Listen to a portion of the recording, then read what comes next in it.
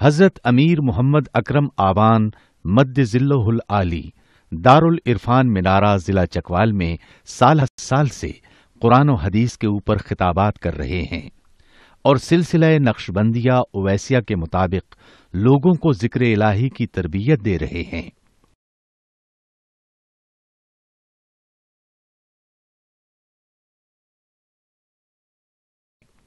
وہ قرآن پاک کی تفسیر ترتیب وار بیان کر رہے ہیں۔ تفسیر قرآن کو وہ موجودہ ملکی اور بین الاقوامی حالات کے مطابق بیان کرتے ہیں۔ موٹر وے سے کلر کہار کے انٹرچینج سے نکلتے ہوئے کلر کہار کی جھیل سے ہوتے ہوئے میانی بوچھال اور نورپور سے گزرتے ہوئے دارالعرفان منارہ پہنچ سکتے ہیں۔ حضرت امیر محمد اکرم آوان نے بچیوں اور بچوں کی دینی اور دنیاوی تعلیم کے لیے سقارہ اکیڈمی کے نام سے ایک درسگاہ بھی قائم کی ہے۔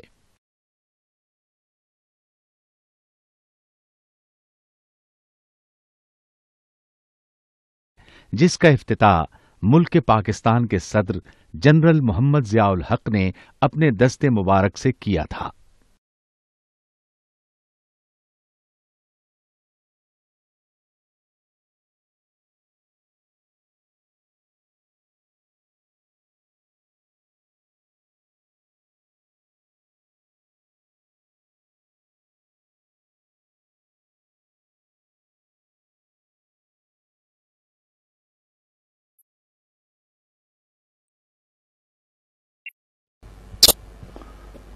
الحمد لله رب العالمين والصلاة والسلام على حبيبه محمد وآله وصحبه أجمعين۔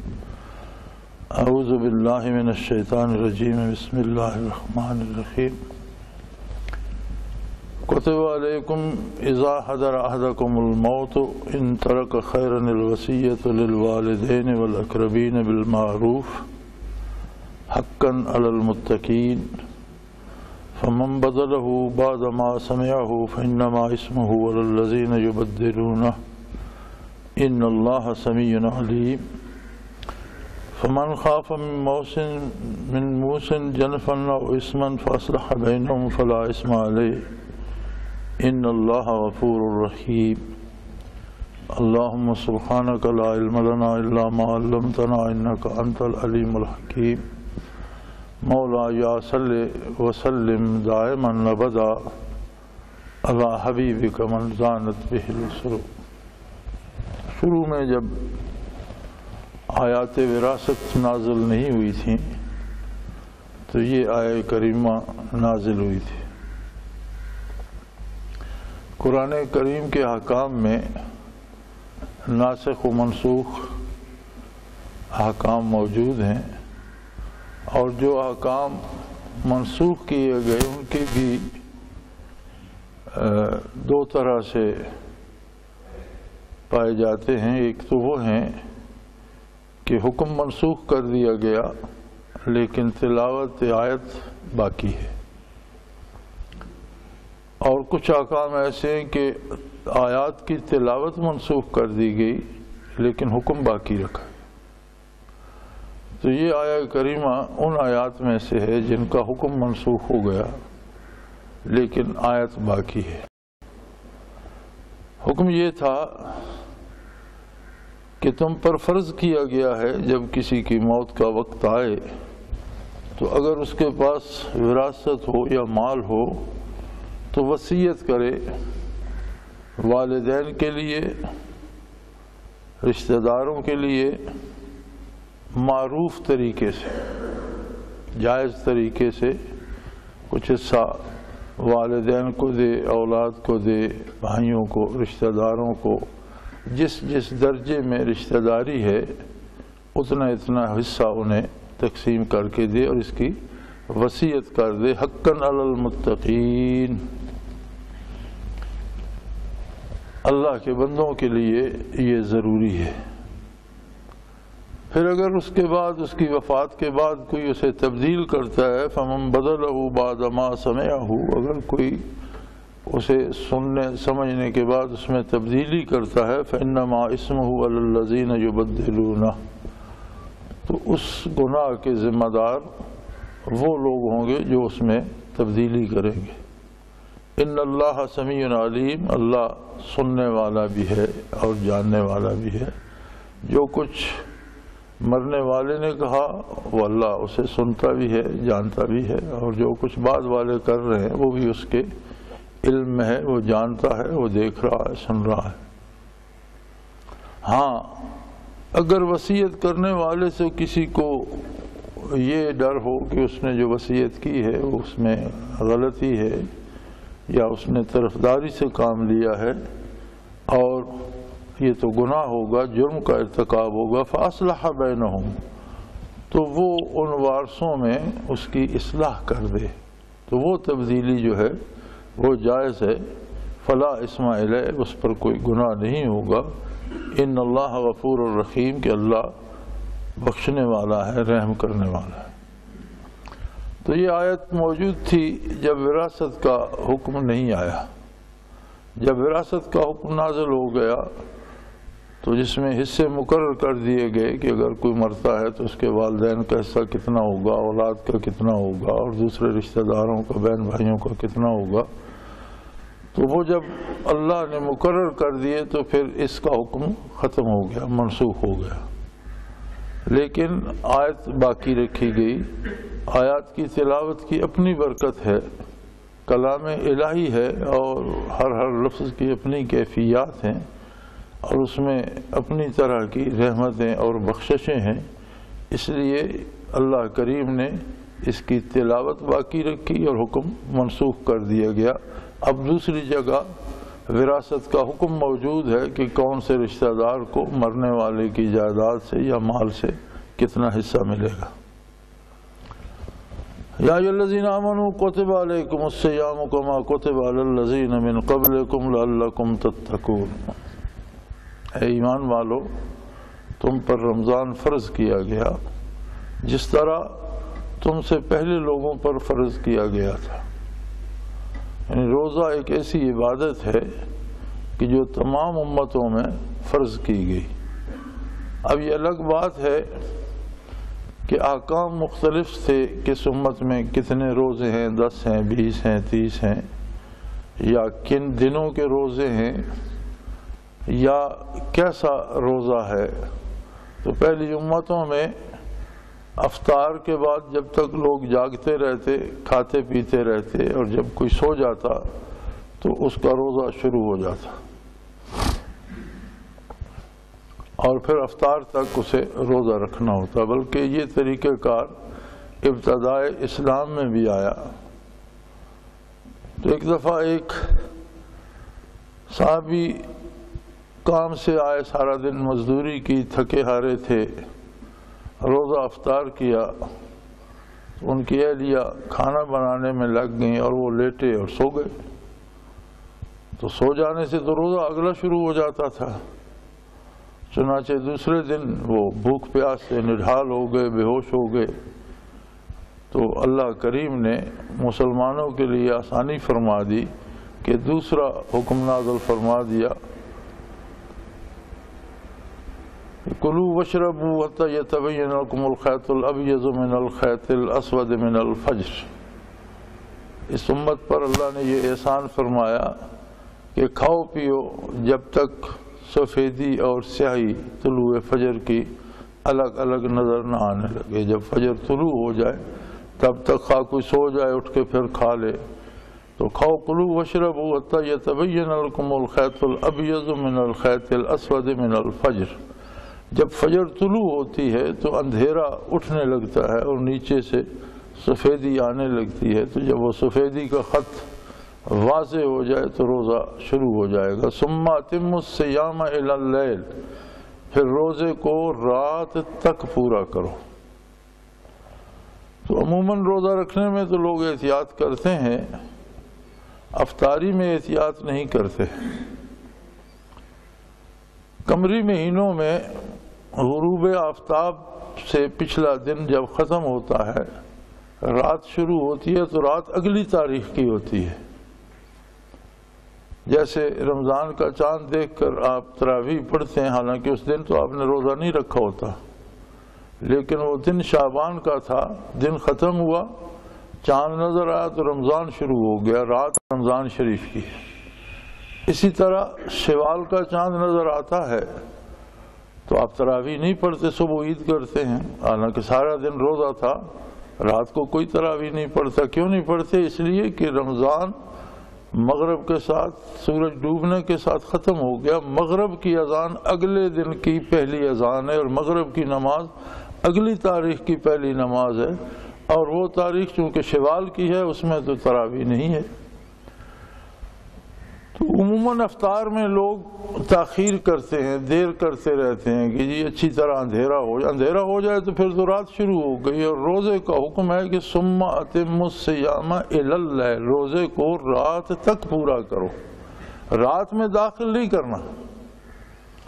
ہمارے ایک زمانے میں رواج تھا کہ اذان ہوتی تھی تو ہم افطار کرتے تھے، وہ بھی غلط تھا۔ اذان سے پہلے افطار کا وقت ہوتا ہے اور افطار کرنے کے بعد مغرب کی اذان کا وقت آتا ہے۔ جب سورج ڈوب جاتا ہے تو روزہ افطار ہو جاتا ہے، اس کے درمیان 5-7 منٹ کا وقفہ ہوتا ہے، پھر مغرب کی اذان کا وقت ہوتا ہے۔ تو دین کے معاملے میں کوتاہی یہ ہے کہ چونکہ دین کے پاس دنیاوی طاقت نہیں ہے، دین تو حکمران ہو کر رہتا ہے، محکوم ہو کر دین نہیں رہتا۔ دین اللہ کا حکم ہے اور یہ حاکم ہو کر رہتا ہے۔ جب اس کے پاس اختیار نہ ہو، اقتدار نہ ہو تو پھر دین نہیں رہتا، پھر جس کا جو جی چاہے وہ کرتا رہتا ہے۔ اب سرکاری حکم ہے، چاند دیکھا ہے اس نے بھی عاجید کر لی اور جس نے نہیں دیکھا اس نے بھی کر لی۔ لیکن افطار پہ چونکہ کوئی سرکاری حکم نہیں ہوتا تو چھوٹے چھوٹے گاؤں میں بھی 5-5 دفعہ افطار ہوتا ہے۔ ایک مسجد کا مولوی کہتا ہے اب افطار کر دو، دوسرا 2 منٹ بعد کہتا ہے اب افطار کر دو، تیسرا 5 منٹ بعد کہتا ہے اب افطار کر دو، اور وہ افطار کی شرط انہوں نے اپنی اپنی گھڑیوں پہ لگائی ہوتی ہے۔ پہلی بات تو یہ ہے کہ گھڑیاں کبھی ایک ٹائم پہ نہیں ہوتی۔ انگریزی کا ایک محاورہ ہے women and watches never cooperate, کہ عورتیں اور گھڑیاں ایک بات پہ متفق نہیں ہوتی، ہر ایک اپنی اپنی بات کرتی ہے، ہر گھڑی کا اپنا ٹائم ہوتا ہے۔ دوسری بات یہ ہے کہ روزہ اور نماز گھڑی کا محتاج نہیں ہے۔ جب نمازیں فرض ہوئی تب کوئی گھڑی نہیں تھی، اور جب روزے فرض ہوئے تب کوئی گھڑی نہیں تھی۔ آپ کو سورج کی گردش کے ساتھ وقت کی تعیین کرنی ہے۔ سورج ڈوب گیا، روزہ افطار ہو گیا، گھڑی کی مرضی جو اس کا جی چاہے کہتی رہے۔ بلکہ علماء حق فرماتے ہیں کہ ہم جو متعین کرتے ہیں کہ 2 بجے جی نماز ہوگی، تو روزانہ 2 بجے ہی پڑھنا مکروہ ہے۔ اللہ نے ایک کھلا وقت دیا ہے کہ آفتاب جب زوال پہ آ جائے اور دوپہر سے ٹل جائے تو ظہر کا وقت شروع ہو جاتا ہے، عصر تک یہ سارا وقت ظہر کا ہے۔ اب اس میں کوئی بھی نماز کسی وقت بھی پڑھ سکتا ہے، اول وقت پڑھنا افضل ہے۔ تو علماء فرماتے ہیں کہ اگر وقت نماز کا مقرر کیا جاتا ہے کہ یہ 2 بجے پڑھیں گے تو کبھی 5 منٹ کم 2 پر پڑھ لو، کبھی 2:02 پہ 3 پہ پڑھ لو، کبھی 2 بجے پڑھ لو، چونکہ گھڑی کے ساتھ نماز کو نتھی کرنا یہ مکروہ ہے، نماز مکروہ ہو جاتی ہے، اس کی اجازت نہیں ہے۔ نماز کسی گھڑی کی پابند نہیں ہے، اوقات نہار کی پابند ہے کہ زوال آفتاب سے ظہر شروع ہو گئی اور عصر تک یہ سارا وقت ظہر کا ہے، اس میں جس وقت کوئی پڑھتا ہے اس کی نماز ہو جاتی ہے۔ تو جب اللہ نے کوئی ایک وقت مقرر نہیں کیا، رسول اللہ صلی اللہ علیہ وسلم نے کوئی گھڑی کا وقت مقرر نہیں کیا، تو کسی تیسرے کو کیا حق ہے کہ وہ ایک وقت معین کر دے؟ بلکہ علماء ایسے فرمایا کرتے تھے، مفتی اعظم پاکستان رحمۃ اللہ تعالی علیہ فرماتے تھے یہ ٹن کی نمازیں مکروہ ہیں، کہ گھڑی نے ٹن کی اور نماز کھڑی ہو گئی، فرماتے تھے اس سے نماز مکروہ۔ وہ کہتے تھے یہ ٹن کی نمازیں ہیں، وقت کی نمازیں نہیں ہیں۔ اور گھڑیوں کی عجیب بات یہ ہے کہ آپ جتنی گھڑیاں، ایک مسجد میں 10 گھڑیاں لگی ہوں گی، 10 پہ تھوڑا تھوڑا فرق ہوگا۔ ایک مشین ہے، کوئی تھوڑی سی تیز چل جاتی ہے، کوئی آہستہ، ہر بندے نے گھڑی باندھی ہوگی، 1 منٹ کا فرق ہر میں موجود ہوگا۔ تو روزے کے لیے شرط یہ ہے کہ سپید سحر نمودار ہو تو روزہ بند کرے، بعض لوگ کہتے ہیں احتیاطاً بہت جلدی کر لینا چاہیے، وہ بھی درست نہیں ہے۔ خود عہد نبوی میں ایک صحابی تھے حضرت عبداللہ ابن ام مکتوم رضی اللہ تعالیٰ عنہ، اور وہ نابینا تھے، تو چونکہ نابینا تھے وہ زیادہ احتیاط کرتے تھے، ہر ایک سے پوچھتے رہتے تھے بھائی صبح طلوع ہو رہی ہے کہ نہیں، وہ ذرا جلدی اذان کہہ دیتے تھے۔ تو کچھ صحابہ نے یہ عرض کیا بارگاہ نبوی میں کہ یا رسول اللہ، حضرت عبداللہ رضی اللہ عنہ جلدی اذان کہہ دیتے ہیں اور بلال رضی اللہ تعالیٰ عنہ اس کے کچھ دیر بعد 5-7 منٹ 10 منٹ بعد اذان کہتے ہیں۔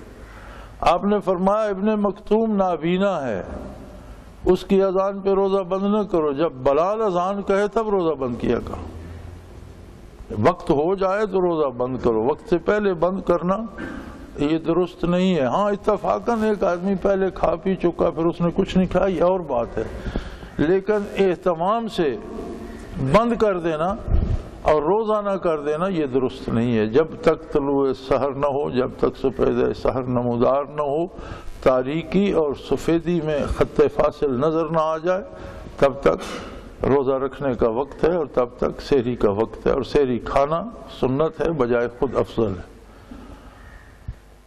بالخصوص ہماری کوتاہی ہوتی ہے افطار میں، تو روزے کو آپ اگر اگلی رات کے اندر داخل کر دیں گے تو وہ مکروہ ہو جائے گا، بلکہ حکم ہے اتم الصیام الی اللیل، رات تک روزے کو پورا کرو، اگلی رات میں داخل نہیں کرنا۔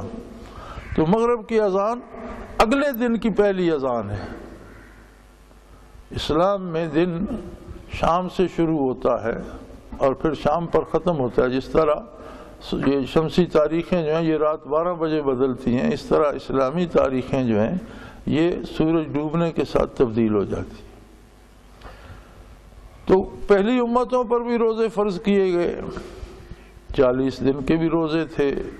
حضرت موسیٰ علیہ نبینا علیہ الصلوۃ والسلام نے کوہ طور پر 40 دن روزہ رکھا، 30 دن کے بھی تھے، 20 کے بھی ہوں گے، 10 کے بھی ہوں گے۔ اور ایک بات عجیب تھی کہ افطار کے وقت سے جب تک کوئی جاگتا رہا، کھاتا پیتا رہا، جب سو گیا تو اس کا روزہ شروع ہو گیا۔ تو یہ امت محمدیہ پہ اللہ کریم نے احسان فرمایا کہ ایک ماہ مبارک معین فرما دیا، اور اس معین مہینے میں بھی پھر اوقات معین فرما دیے کہ سپید سحر تک یعنی دن کا روزہ رکھا اور رات کا معاف فرما دیا گیا۔ یہ آسانی فرما دی گئی کہ طلوع فجر کے ساتھ روزہ رکھے اور رات میں داخل نہ کرے، رات ہونے سے پہلے ختم کر دے۔ روزہ ہے کیا؟ روزہ اطاعت الہی کا اور اللہ کے موجود ہونے پر یقین کا ایک نمونہ ہے، سمبل ہے۔ جس طرح عام زندگی میں اللہ پاک نے حکم دیا ہے کہ ناجائز طریقے سے کما کر نہ کھاؤ، چوری کا نہ کھاؤ، زبردستی کا نہ کھاؤ، حرام چیز نہ کھاؤ، حلال چیز کھاؤ، اسی رب نے اس ایک مہینے میں ایک خاص وقت تک کے لیے حلال کھانے پینے سے بھی روک دیا۔ مقصد یہ ہے کہ ہر سال ایک مہینہ یہ کورس ہو جائے کہ وہ چیز کھانی ہے جو اللہ جس کی اجازت دے، اور جس کی اللہ اجازت نہ دے وہ نہیں کھانی۔ حرام نہیں کھانا، دوسرے کا مال نہیں کھانا، کسی کو لوٹنا نہیں ہے، رشوت نہیں لینی ہے، چوری نہیں کرنی ہے۔ یعنی اللہ کے ساتھ ہمارا ایسا تعلق ہے کہ جب وہ حلال سے روک دیتا ہے تو ہم حلال بھی نہیں کھاتے۔ تو جن چیزوں سے اس نے عمر بھر کے لیے روک دیا ہے، حرام کر دی ہیں، ان کے کھانے کا کیا مقصد؟ اسی طرح جن کاموں کے کرنے سے منع فرما دیا ہے انہیں کرنے کی کیا ضرورت؟ تو رمضان المبارک کی اپنی ایک اس مہینے کی ایک خاص برکت بھی ہوتی ہے۔ اب آپ دیکھتے ہیں کہ ایک عام آدمی جو پارسا نہیں ہے، خطا کار ہے، لیکن جب روزہ رکھ لیتا ہے تو اسے اللہ کے پاس ہونے کا یقین ہو جاتا ہے۔ اب گرمی ہے، دوپہر ہے، جنگل میں ہے، میں نے خود اپنی آنکھوں سے دیکھا، گرمیوں کا رمضان شریف تھا اور ایک چرواہا اپنی بھیڑیں لے کر تالاب پر آیا تو بھیڑیں پانی پر ٹوٹ پڑی، سخت گرمی تھی اور گرمی کے دن بھی بہت بڑے ہوتے ہیں۔ تو اس نے چادر کا صاحبان سا بنا کر سر پر رکھا ہوا تھا. میں سڑک سے گزر رہا تھا, وہ آدمی آیا, اس نے بھی ہاتھ منہ دھویا, وضو کرنے لگ گیا, اپنی نماز کی تیاری میں لگ گیا. اس نے پانی کا گھونٹ تو جنگل میں بھی نہیں پیا.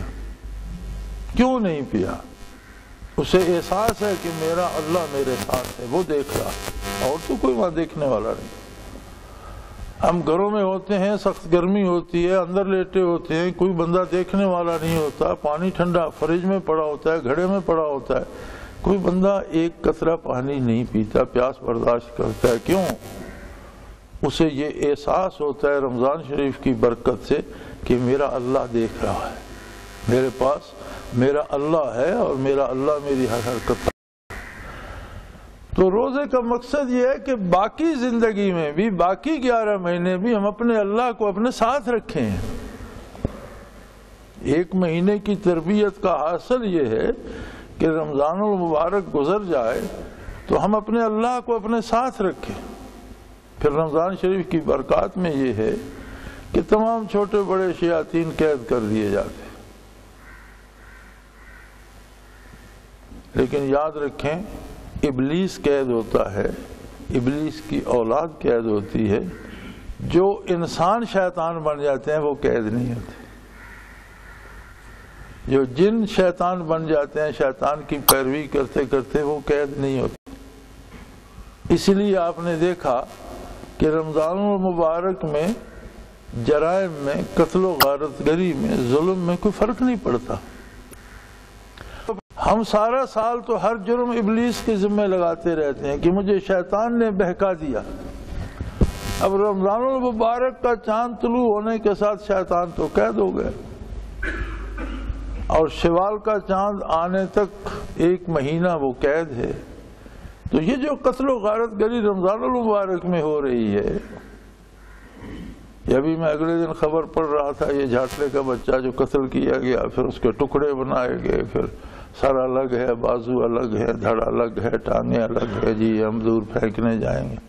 کتنا ظلم ہے, کس قدر سفاک ہے انسان کہ دوسرے انسان کو مرنے کے بعد بھی اس طرح سے اس پر ظلم ڈھائے جا رہا ہے. تو شیطان تو قید تھا. اس کا مشورہ کس نے دیا؟ انسان خود شیطان کی پیروی کرتے کرتے شیطان بن جاتے.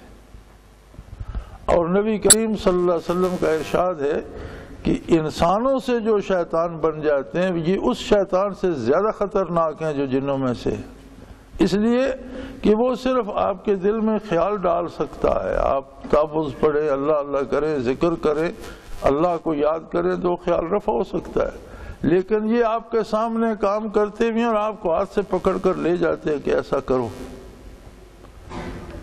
تو شیاطین الجن والانس, انسان بھی شیطان بن جاتے ہیں, جن بھی شیطان بن جاتے ہیں. اور آج کا انسان تو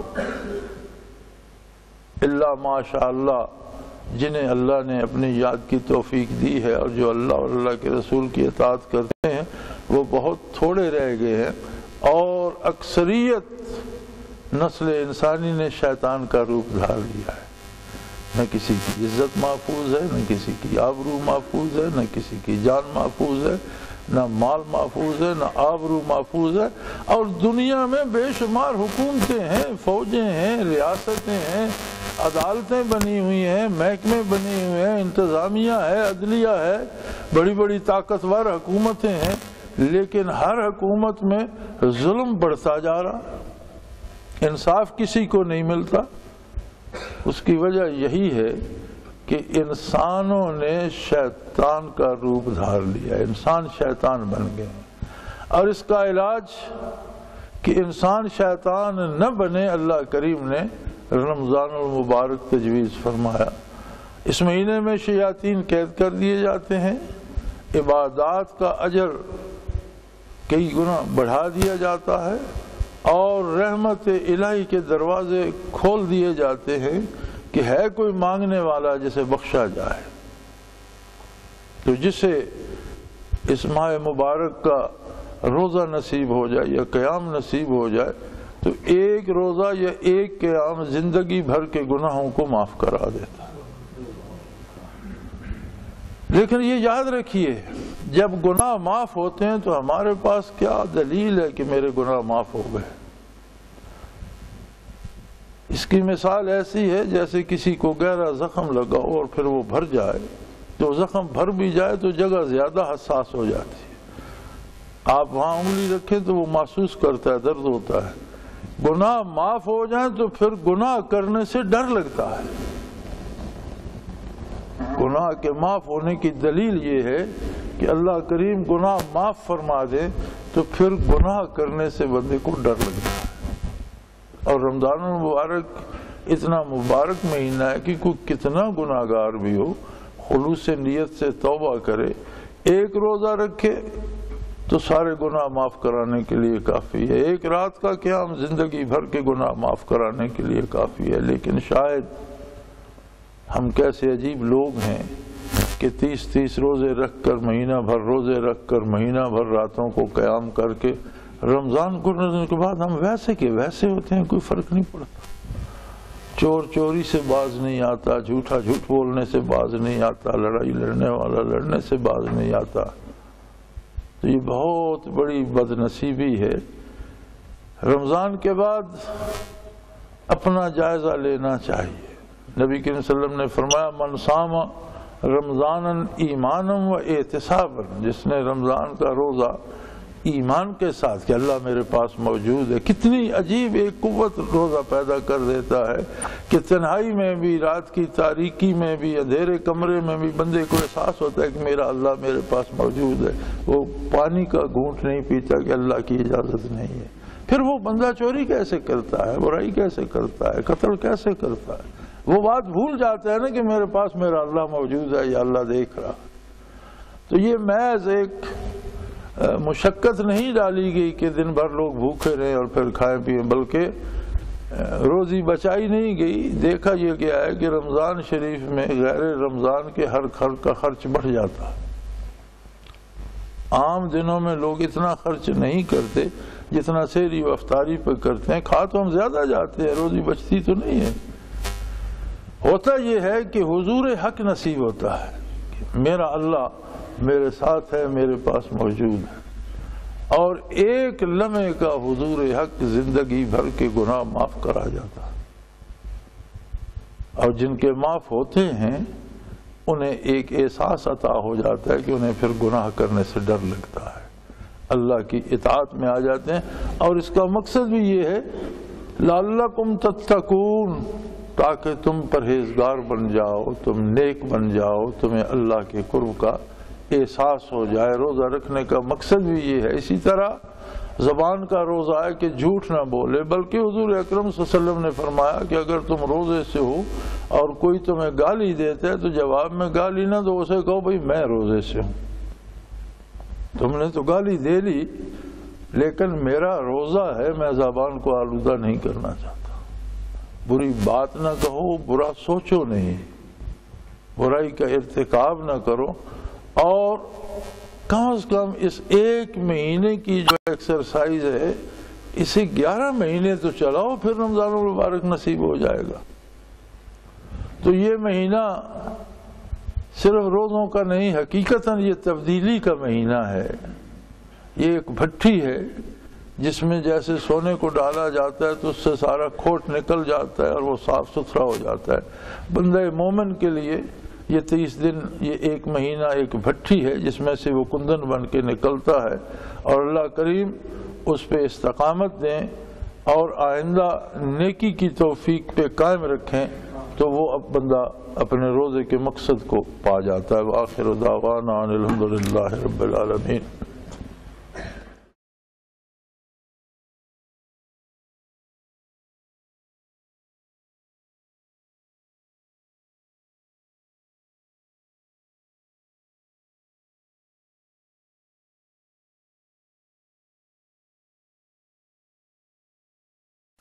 وہ تمام احباب جو اسلام کی طلب رکھتے ہیں ان سے گزارش ہے کہ دارالعرفان منارہ ضلع چکوال میں امیر محمد اکرم آوان صاحب کے خطابات سے مستفید ہوں۔ وہ ہر جمعے کو نماز سے پہلے بیان فرماتے ہیں۔ हर माह की पहली इतवार को माहाना इज्तिमा होता है, जिसमें आप खुसूसी खिताब फरमाते हैं और पाकिस्तान के चारों सूबों से अहबाब इस इज्तिमा में शिरकत करते हैं। इसके अलावा यहाँ साल में 2 मरकजी इज्तिमात भी होते हैं, एक रमजानुल मुबारक में इतिकाफ का इज्तिमा और दूसरा जुलाई और अगस्त में 40 दिन का इज्तिमा होता है, जिसमें रूहानी तरबियत की जाती है। अपना खून सीमाब देकर इतना हम कर जाएंगे, नाम आका का चमन में फिर रकम कर जाएंगे।